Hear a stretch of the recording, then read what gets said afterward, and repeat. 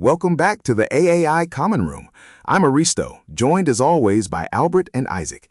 And today, we're diving into a book that truly feels like a portrait of its own age, and ours, Oscar Wilde's The Picture of Dorian Gray.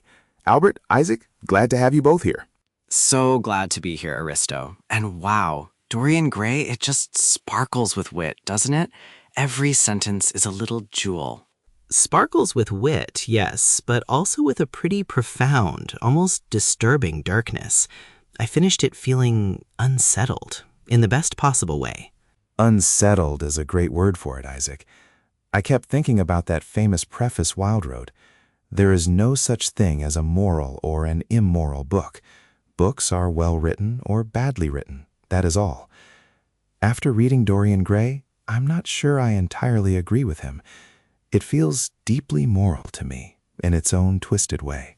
Oh, but that's the genius of it, isn't it? Wilde says that, but then writes a book that almost begs you to find the morality. It's a performance, even the preface. It's him playing with us. I think he just wanted to disarm the critics. He knew what he was putting out there. That line about those who go beneath the surface do so at their peril, he was daring people, wasn't he? Absolutely. It's almost a challenge. And the surface of this book is so exquisitely beautiful, so decadent. Let's start right there, with the atmosphere of the opening chapter. That studio, filled with the rich odor of roses, the heavy scent of the lilac.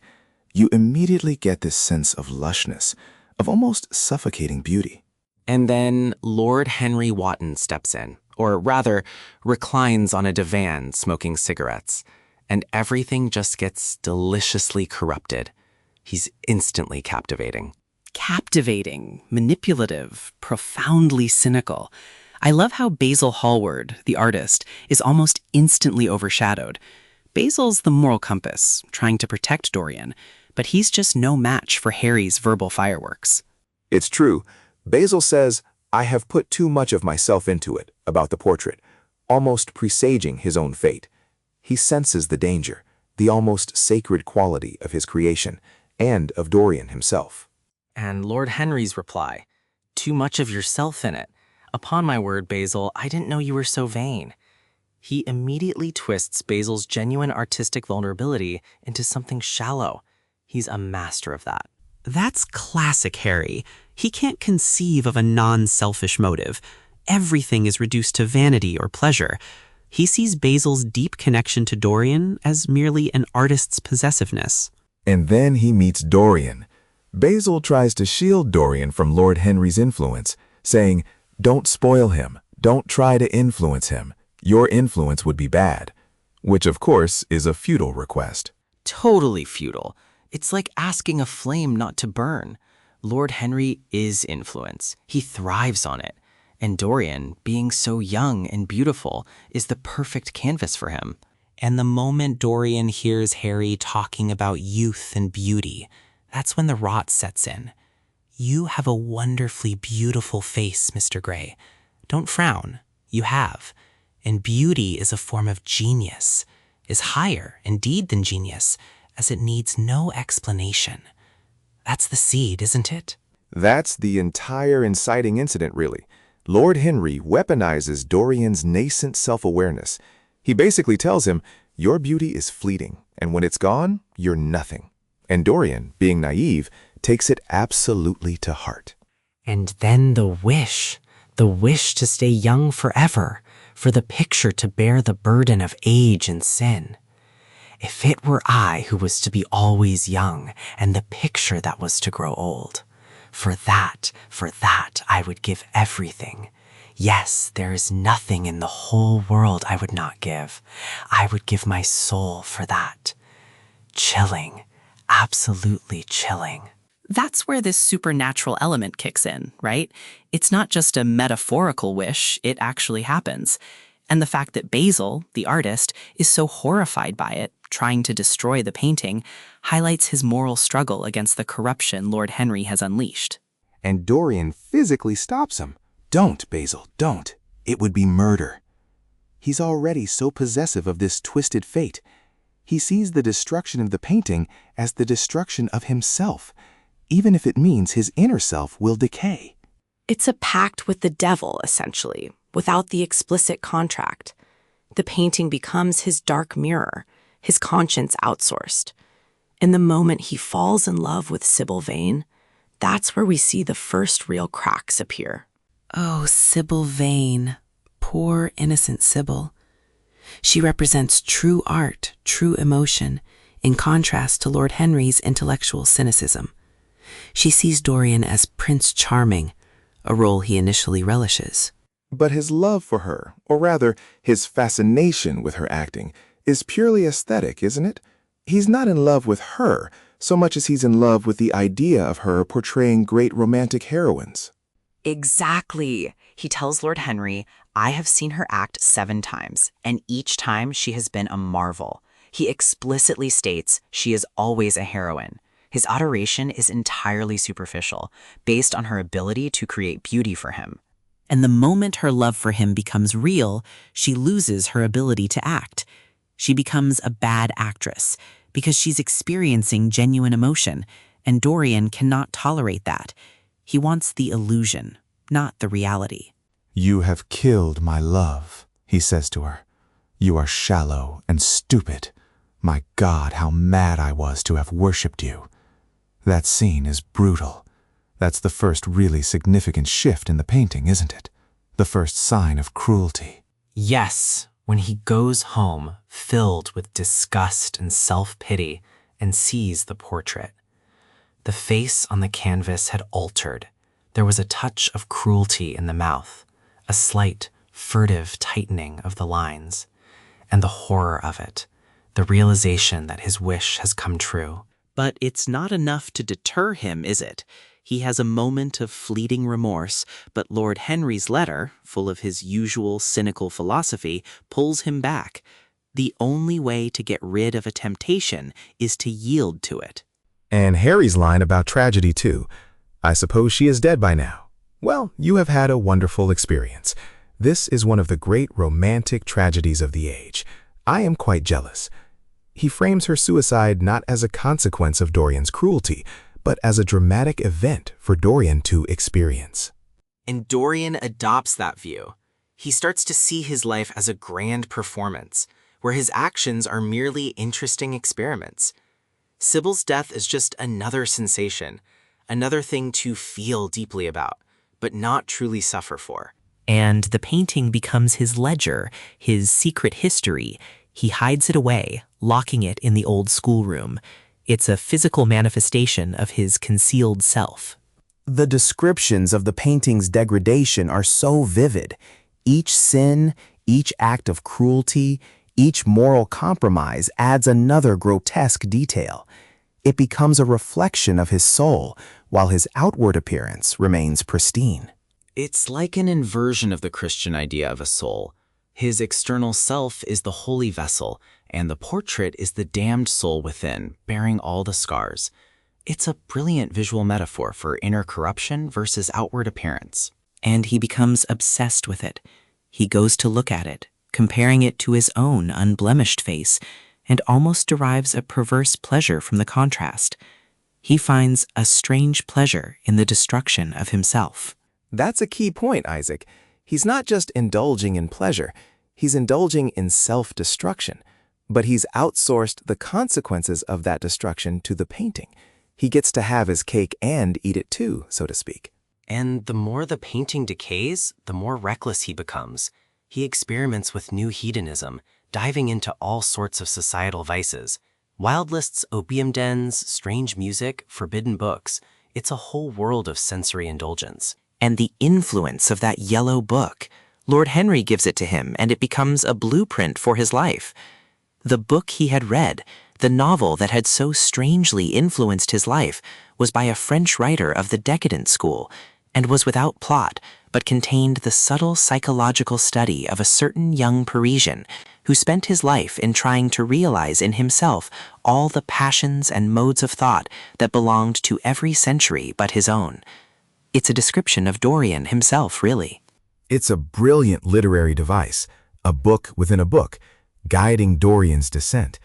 It almost gives his hedonism an intellectual veneer, making him feel justified in his pursuit of sensation.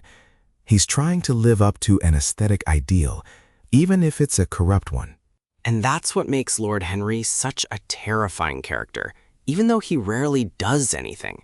He's the architect of Dorian's philosophy, the whisperer of dangerous ideas.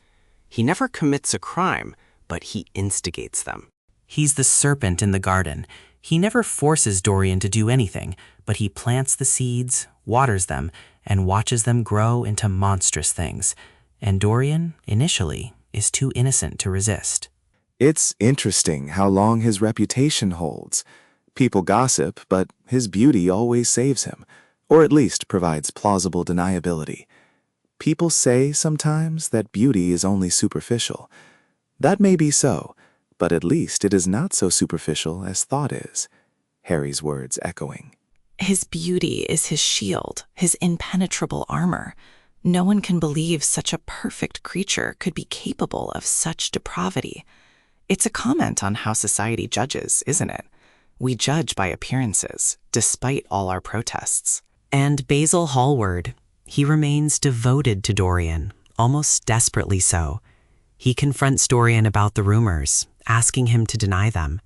It's heartbreaking how much he still loves the boy he painted. That scene where Basil comes to his house and says, "Dorian, what is it that one hears about you? How is it that for years now you have been living a life of degradation?" And he tries to appeal to the good in him. And Dorian, in a moment of twisted honesty, decides to show him the painting. It's his perverse confession, his ultimate act of cruelty towards his creator. That moment when Basil sees it, an exclamation of horror broke from him. His hands clutched at his breast. The canvas shook upon the easel. The thing was an abomination. It's the ultimate betrayal, not just of friendship, but of art itself. And Dorian's reaction to Basil's horror? He kills him, with the very knife Basil tried to destroy the painting with earlier in the story. The symbolism is stark. The artist dies by his own corrupted creation. Talk about dramatic irony. Basil warns him not to let it mar their lives, and it literally ends his. In the way Dorian frames it to himself later, as Basil having deserved it, he utterly dehumanizes Basil. And then he blackmails Alan Campbell, the scientist, into destroying the body, another innocent dragged into his web of sin. It shows how deeply entrenched his corruption has become. He's not just sinful, he's actively evil. And Campbell's subsequent suicide, too. It's implied he couldn't live with what he had been forced to do. Dorian's destructive orbit touches everyone around him. The chain of consequences is so explicit. Sybil, James Vane, Basil, Alan Campbell, and yet Dorian himself seems largely untouched physically. His beauty remains flawless. It's a constant source of tension in the novel. But he's not untouched, is he, internally? He's becoming a hollow shell. He finds no joy, only fleeting sensations.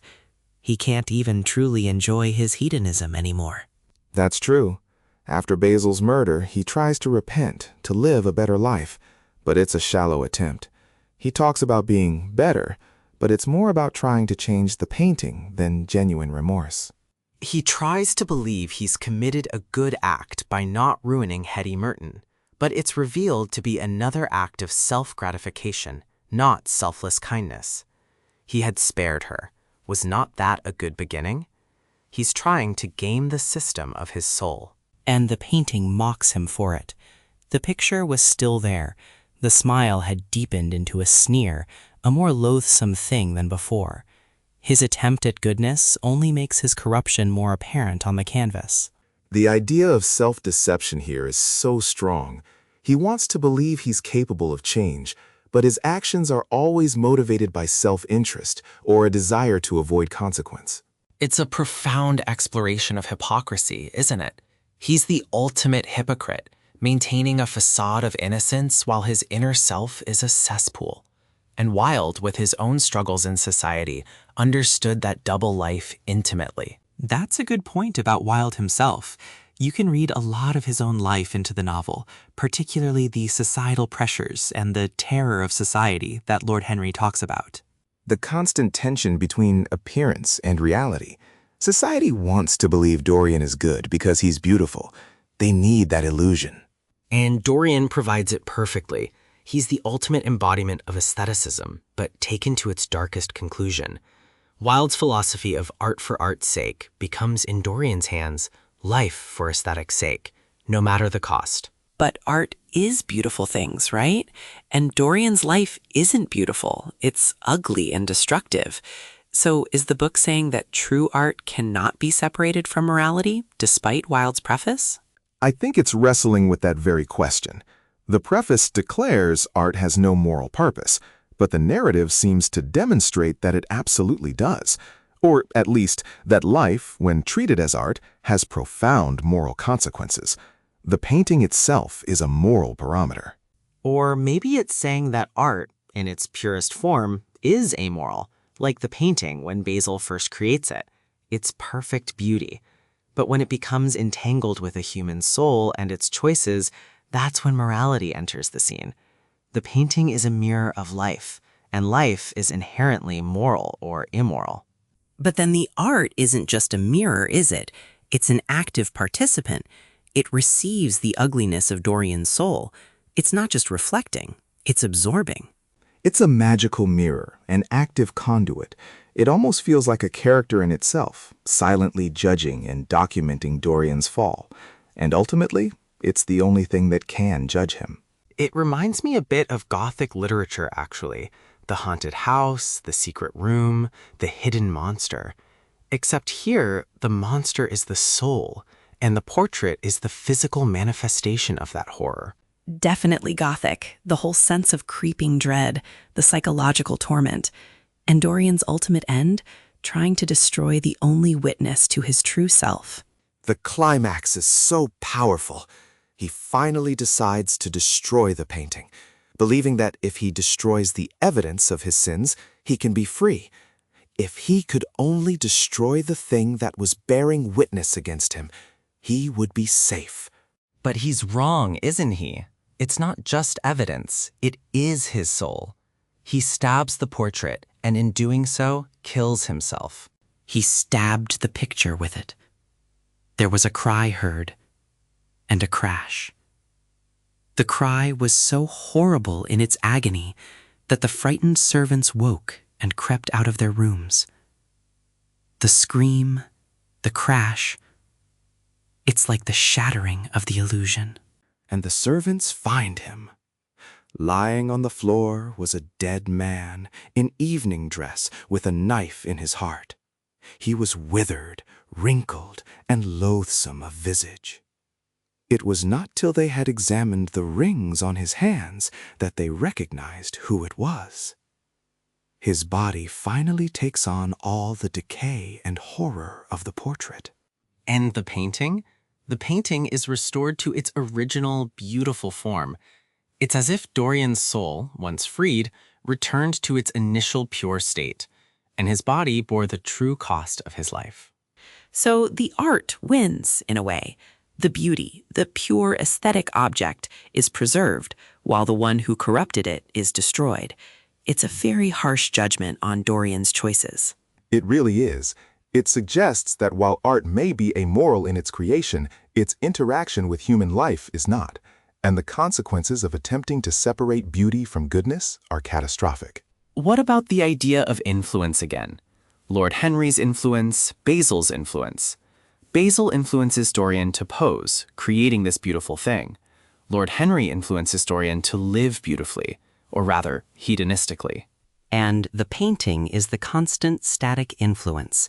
It's a record, but it also compels Dorian. He's bound by it. He can't escape what it shows him. It's almost as if the painting, once corrupted, exerts its own influence back on Dorian, pushing him further into depravity.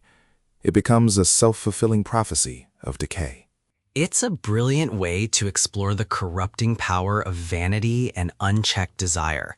The idea that you can indulge every whim without consequence, only to find the consequences manifesting in a hidden, grotesque way. But it's not truly hidden, is it? He sees it. He's aware of it. He just tries to compartmentalize it, to keep the beautiful exterior separated from the decaying interior. And the act of hiding it away is a kind of confession, isn't it? He knows what he's become, but he cannot bear for the world to know. The secret life. Which brings us back to that idea of deception and secrecy. Lord Henry delights in deception in marriage. Basil wants to keep his artistic adoration a secret. And Dorian's entire life becomes a secret from the world. Secrecy allows for immorality, in a way. If no one knows, does it truly count? Except the painting always knows. It's the ultimate witness. And the novel seems to argue that it does count, even if no one else sees it. The soul still bears the scars, and eventually, the body will too.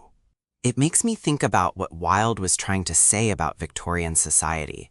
All that outward propriety, all that strict morality on the surface. But what was bubbling underneath? The hypocrisy, the secret vices. Dorian Gray is almost a personification of that hidden Victorian life. That's a strong reading. The strict social codes, the emphasis on reputation, all forcing these darker impulses underground where they fester. The painting is literally society's judgment, but hidden from public view. And Lord Henry is the perfect critic of that society. In a way, even as he exemplifies its hypocrisy, he articulates the desires and cynicism that are often unspoken.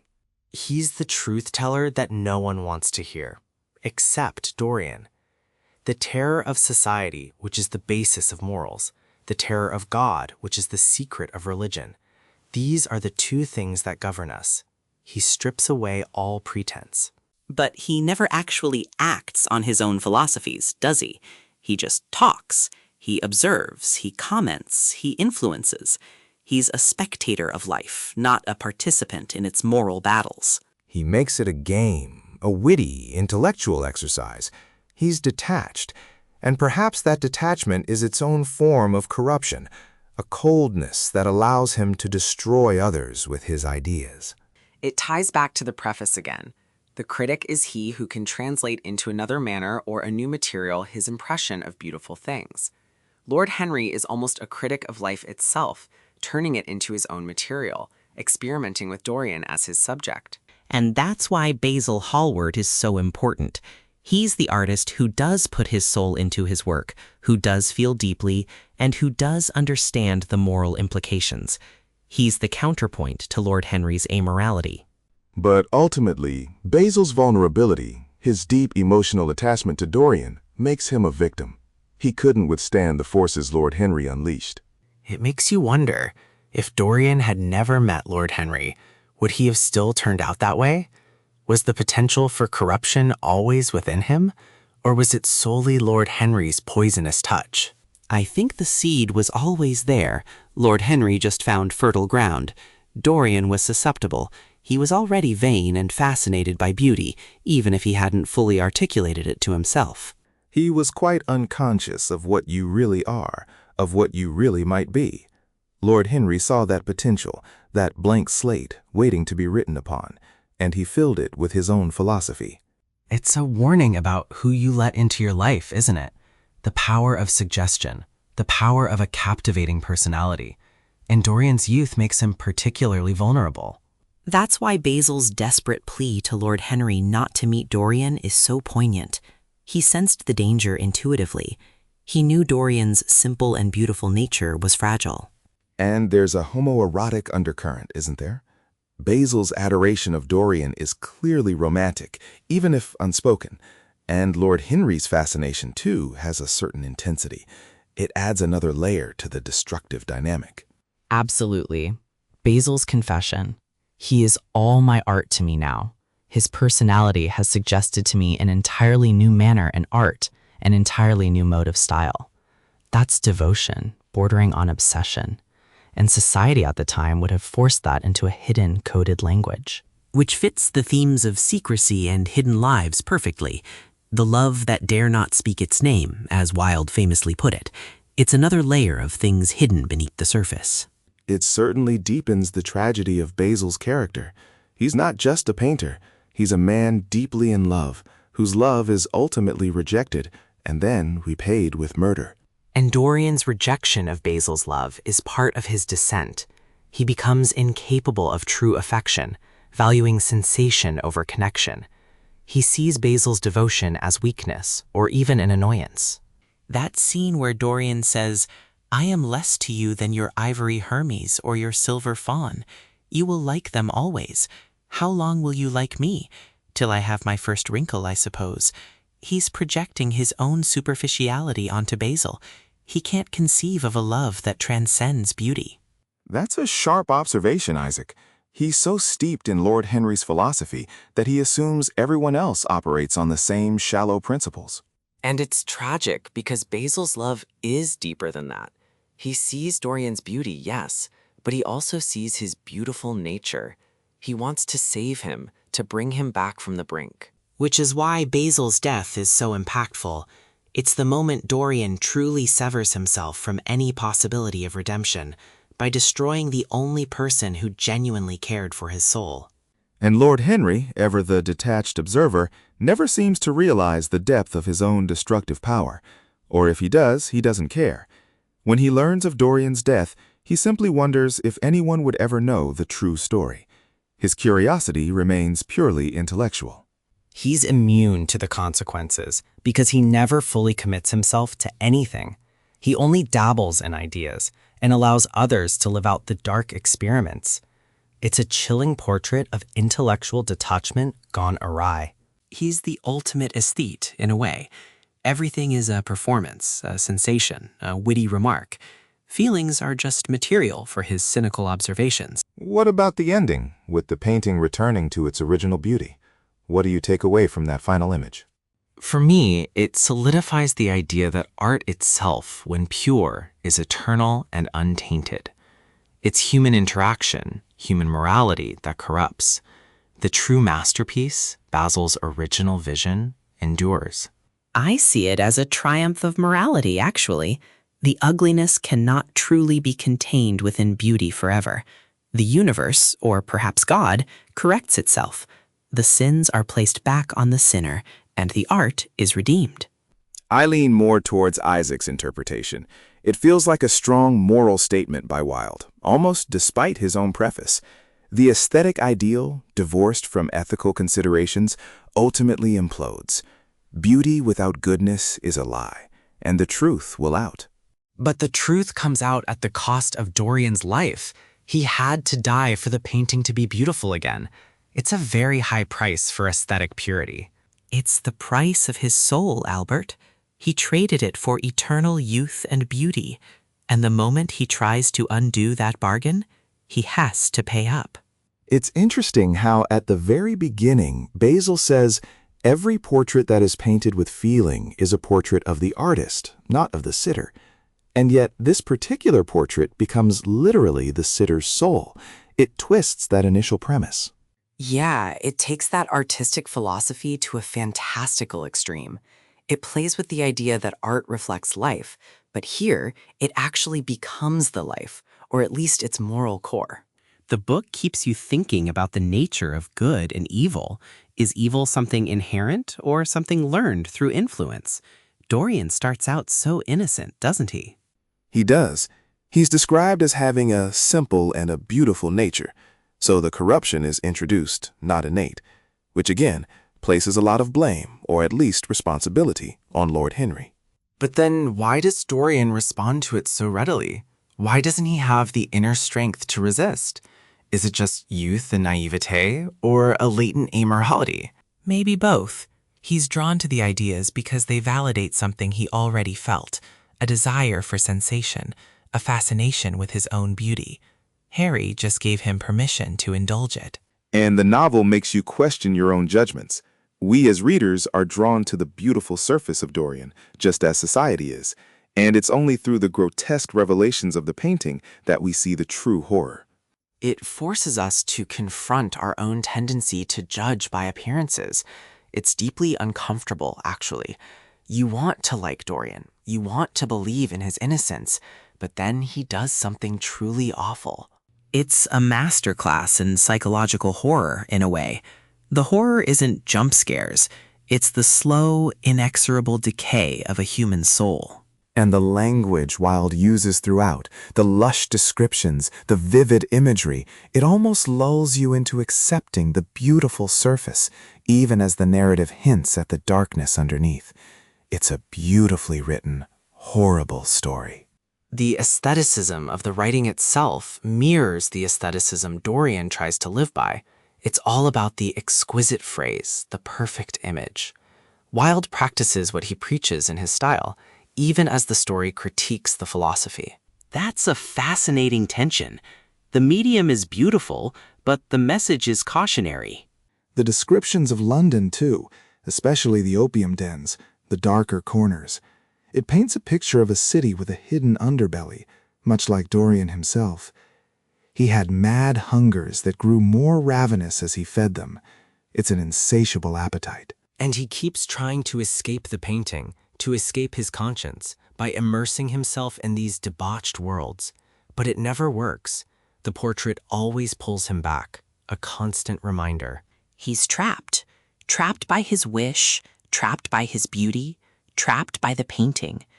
There's no real freedom in his hedonism, only a different kind of prison. That's a profound point, Isaac. He seeks absolute freedom, the freedom to pursue every sensation, but he ends up a slave to his own desires and to the secret he carries.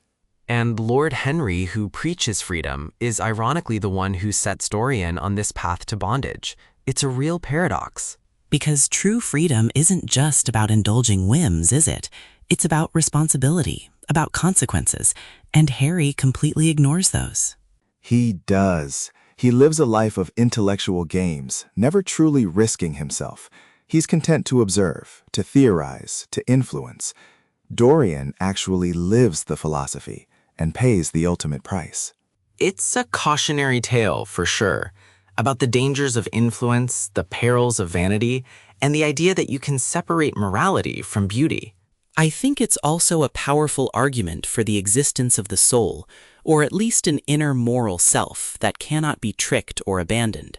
The painting is its undeniable proof. It's certainly a book that lingers, isn't it?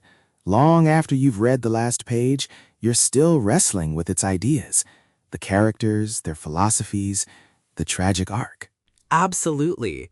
It makes you think about how much of our identity is based on outward appearance and how much on internal character, and how easily the two can diverge. And the cost of that divergence. It's not just personal. It contaminates everyone around you. So, looking back, that preface, all art is quite useless. Do you still feel that after the whole story? I think it's a brilliant piece of misdirection. Wilde says it's useless, but then creates a piece of art that has profound utility in exploring the human condition, morality, and society. It's his way of saying, don't judge me by the rules you think apply to art. No, I think the book fundamentally contradicts the preface. The painting is anything but useless to Dorian. It's his conscience, his diary, his curse, and its eventual state is the most useful warning of all. I agree with Isaac here. The book, in its very structure and resolution, argues against that pure aestheticism. It shows the devastating consequences when one attempts to live by such a creed. Art, in this novel, becomes the ultimate moral arbiter. It's a fascinating paradox that Wilde sets up and then expertly dissects. It's what makes the book so enduring, I think, that internal debate it stages. It really does provoke that debate. And the fact that we're still debating it all these years later is a testament to its genius. It doesn't give easy answers. No easy answers, just a lot of uncomfortable questions. Well, on that note, we're unfortunately out of time for today's discussion. But before we go, Albert, what's a question you'd pose to our listeners about the Picture of Dorian Gray? That's a good one. Okay, I'd ask, given that Lord Henry never forces Dorian to do anything and only offers ideas, is he truly responsible for Dorian's downfall? Or is Dorian solely accountable for his choices? Let us know in the comments. That's a classic, Albert. I'm interested to hear what people think. And for those of you who want to dive deeper into these literary discussions, make sure you hit that subscribe button. You don't want to miss our next dive into the classics. Yes, join our little common room. You know you want to. And if you enjoyed this, tell a friend. More smart people in the room, the better the conversation. Exactly. For Albert and Isaac, I'm Aristo, and we'll catch you next time in the AI Common Room.